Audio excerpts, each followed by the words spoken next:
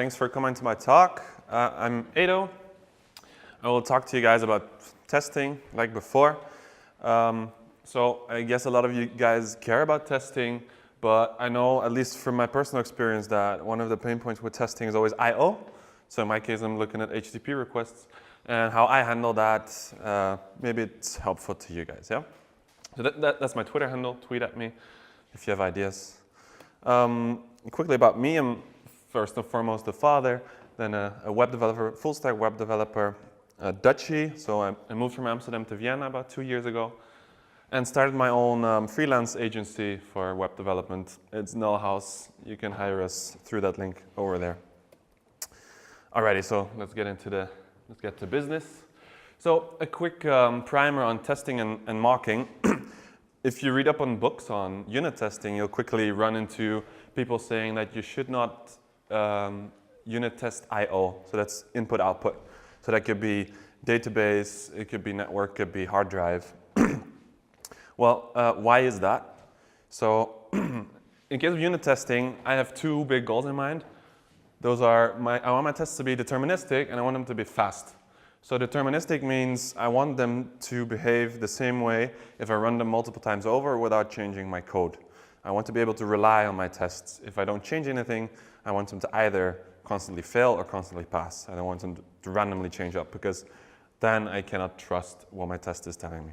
And fast, so not just because I'm impatient, but the faster you run into a bug, the higher the chances that the context of that bug is still in your mind because you just coded it.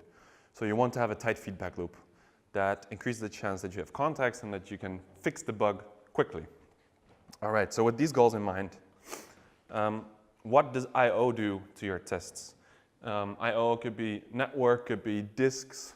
So when you're driving through a tunnel, go into airplane mode, that will mess up your tests if you're doing actual I/O during testing. That's why we don't want to do any of that.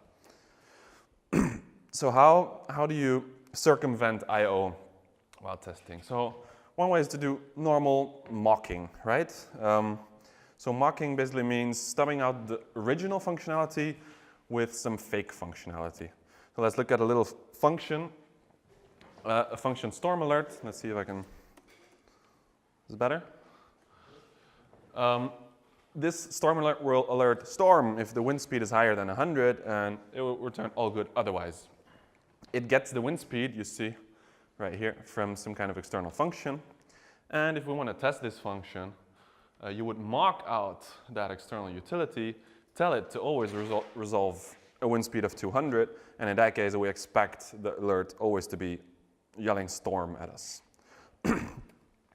So here was our I/O, which we wanted to mock out. Here's where you mock it out actually.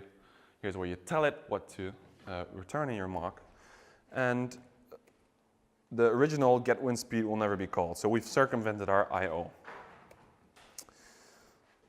So this was mocking in general, yeah? So we're moving on to HTTP mocking specifically right now. How do you mock HTTP requests?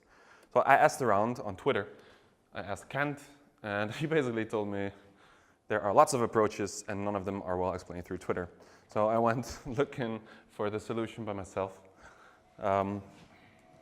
If you Google around HTTP mocking in Node, you'll end up with Nock. It's like the golden standard in Node land for mocking HTTP stuff. And this is what it looks like. So let's say you have a function which performs some HTTP request to example.com/login with the username and password. In your test, you would set up a Nock interceptor telling your Node environment, whenever there's an outgoing request to example.com/login, I want you to reply with a 200 positive status code with a user object here. So that means Nock will intercept your outgoing request and it will inject this response. So there won't be an outgoing request to the network. This means you can run your tests in the airplane, whatever, yeah? And this is where you run your actual code in your test. Done, right? Finished. Well, actually, I mean, this is our ideal world. It's a bit contrived. In a more realistic example, you're dealing with 404s, 400s, 500s, you know. You're dealing with business logic down here, right? So if you have a case like this where you fetch a user, you handle errors, what would the test cases possibly look like. Well, let's see. My title's a bit messed up here. Okay, so the point is that it will get a bit long, yeah? You'll get a knock for each test case that I did. And so the 200, the 404, and the 500 in the bottom, you'll define knocks. And it gets a bit, you know, a bit boilerplatey. But this doesn't even look that bad, you might think, right? The knock is like three lines, that's fine, that's right. But in the real world, interceptors can get really complex depending on if you have authorization headers, cookies, you know what, there's request headers up top, response headers in the bottom. It all gets very messy. So what do I do in this case? I propose we take a step back and we refactor the code that we had, yeah? So remember, let's see, where's our code? User. Here we go. This is the code we had. This is our function, and I want to refactor that a bit. I want to refactor it into two parts. One part that is HTTP specific. So that would be basically from where the request is sent all the way to here, where the last error is, to here actually, where it parses the JSON. That's our HTTP part. And below that is our business logic. So this business logic is very contrived, but you can imagine your own functions being more complex than this, yeah? So here we have, I call it API.js. I factored out the HTTP stuff in one function and the business logic in another, where the business logic function now calls my, my API function up top, yeah? And what would a test for this look like? Well, instead of having to mock out HTTP-specific stuff, URLs, headers, cookies, response codes, response bodies, I am just dealing with normal function mocks. So in my case, I'm using Jest right here. I mock out my own API, and here I tell Jest what to resolve within the mock. I just wanted to resolve a plain object. So this is a plain JavaScript object. No parsing, no nothing, right? You can also mock the user not found case. No, plain JavaScript, right? And for me, this is a big improvement because we're not dealing with HTTP, we're dealing with JavaScript, and we're really testing the business logic, and that's what we want to test, yeah? So you might think, what if the HTTP logic is exactly what I want to test? I've thought this before. Sorry? I think you're a browser maker. Maybe, yeah, I don't know. Yeah, so first I would ask you to really think about that. Is that really what you want to test? Do you really want to deal with cookies and headers and all that in all your testing, really? But your answer might be yes, really. There are cases where your business logic really depends a lot on this very important API that you're calling, and you have to make sure that the query parameters are good and the cookie is set properly. You might, okay. In that case, there are two cases for me. One, the API you're testing against is well-defined and is relatively simple, meaning simple requests, simple responses. In this case, just use knock, as I showed you in the beginning. Knock works well, and if the API is simple, your knocks will be simple. But what if you're dealing with a complex request and response? So this is live coding time. So in my previous job, I was writing scrapers.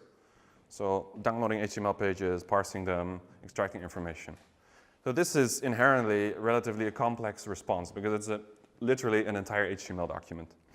And I'm going to show you what it looks like if you want to mock that out with knock manually, right? So here we have my function. It will scrape my own website. Here's my website. And I have a couple of technologies listed out here, which I'm good at. And I want to scrape them. I want to figure out what I'm good at, right? So it uses scrape it is a scraping library. Can you guys see? And it basically does some selector, and it would return them in a list. Let's try it out. Get technologies. then the log.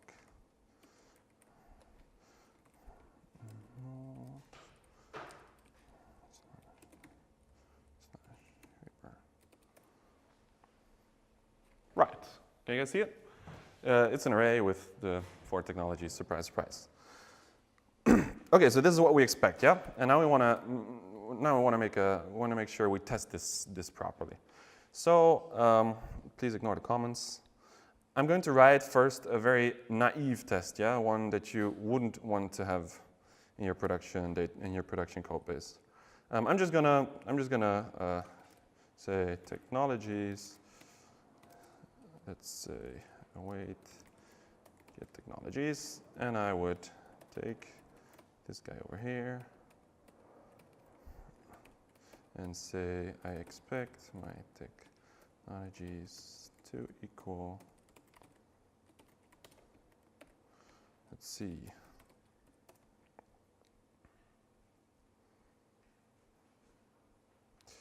right, so it passes, and what you can already see, it takes about 300 milliseconds. That is my test doing the actual network round trip of fetching the HTML.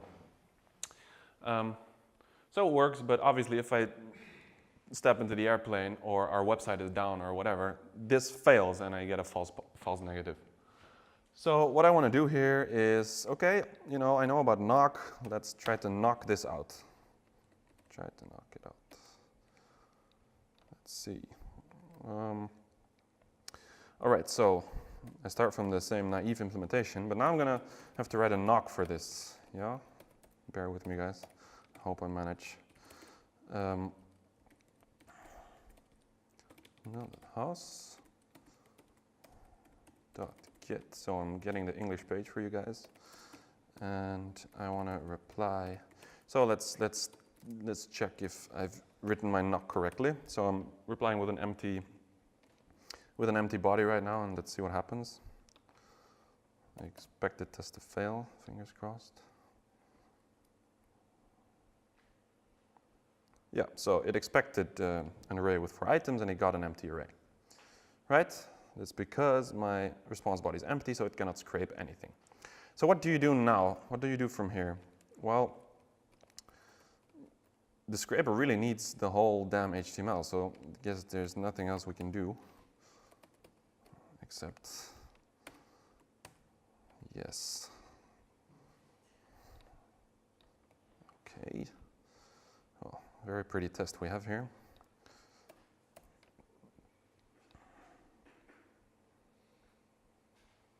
It works, and it's faster. So this means our test is not hitting the network anymore, which means our test is now reliable. It is fast. It's just not that ergonomic, right? I mean, first of all, my file is messed up now with a huge blob of HTML in here. You could factor it out, fs, read file sync, whatever. But I could make mistakes. Like I was testing this demo out, and I was writing it with normal quotes, and then it didn't work, and all, you know. You'll make mistakes. And you know what? This is what computers are really good at doing repetitive tasks. So we're going to let the computer do all that. So what I'm going to use now, this is a little library I wrote for myself. It's a little wrapper around knock. Knock has a recorder built in. So what this will do is knock will check, do I have a recording saved on disk? If not, well, this is probably my first time running this test. I'm going to actually send the request out, record the response, save it to disk. I probably have it saved to disk already, so I should delete that. There we go. Save to disk, and then the next time it runs the test, it won't fetch through the network, it will fetch the response that's on disk. So that means you can run your tests in the airplane, etc. All right, so a bit of boilerplate, setting up a recorder, telling it I want to record right now. Here's my actual call. And I say, okay, guys, I'm done recording. This is where it will actually write the file. And then I have the same assertion. Okay, let's see. Did I disabled this one? I enabled that one. All right. So the first one should take a bit longer, 270-ish or something. Whoa, 800. Okay, that takes really long. Well, that means the Wi-Fi is flaky, I guess. But if I run it again now. Do you check in? the recorded files? Yes, you do check it in. And conceptually, it is similar to snapshots, to jest snapshots, if you're familiar with that. Right? So with jest snapshots, you run your tests once, it will get the response from your function, it will write that to disk, and the next time you run it, you want it to be the same as the first time you ran it. So I was inspired by jest snapshots in this whole recording thing. Yeah, so that's the end of my live coding. To sum it up, like, this is my philosophy for mocking out HTTP stuff when doing unit tests. You have the pyramid. I don't know if you're familiar with the famed testing pyramid, unit test, integration tests, end-to-end tests.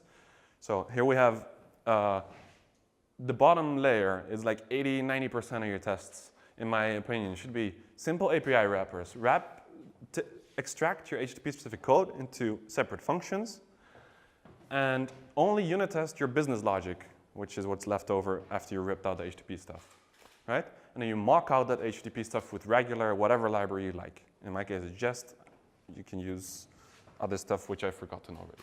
Secondly, there's manual knocks. This is in case you have simple requests and simple API responses. The knocks will be comprehensible, and you just use knock. And lastly, if you really need to test your HTTP layer and your responses or your requests are very complex, just let your computer run that stuff, let it record it, and then you use those recordings as your mocks the next run. That's it for me.